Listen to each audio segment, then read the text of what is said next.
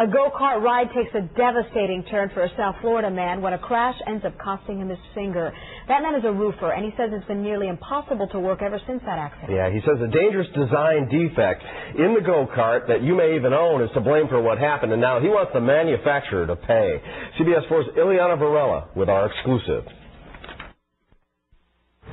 Johnny Cooper will never forget the day he came out here to try out his brand new go-kart. Even if he wanted to, he couldn't forget. He is reminded of it every time he looks at his disfigured right hand.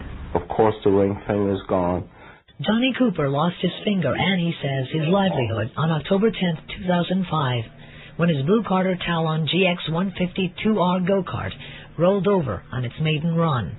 He had bought the $2,000 dune buggy for his daughter, and it was the 12-year-old who was driving when it suddenly rolled over in this field at Opa Locka Airport. As I got out, she looked at me and took her helmet off and started screaming hysterically. I looked down, my finger was hanging off, the bone sticking out.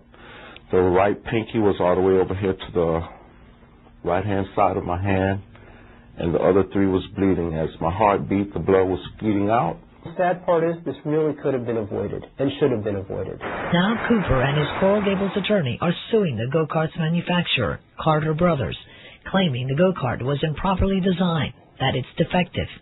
Essentially what happens is when you turn the steering wheel, as his daughter was doing, the wheel hits the frame, and this caused the go-kart to stop suddenly and flip over. But Aronfeld says the go-kart has no warning about the possibility of rollover.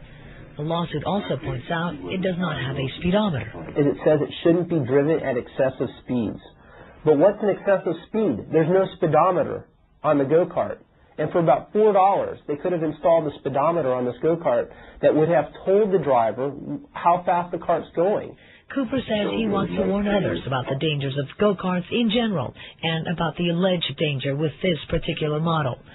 The father of four, Cooper used to work at the family roofing business in Carroll City, but says he can no longer do his old job. I can't pick up wood, I can't grab a hammer, I can't use a nail gun. It's like I paid them to devastate my life and my kid and family life for the rest of our lives. We have called both Carter headquarters in Alabama and the company's attorney here in South Florida, and so far our calls have not been returned. In Opa Locka, Ileana Varela, CBS 4 News. And another note on this, Cooper says he'd like to see the company recall the go-karts so that other people don't face the same alleged danger.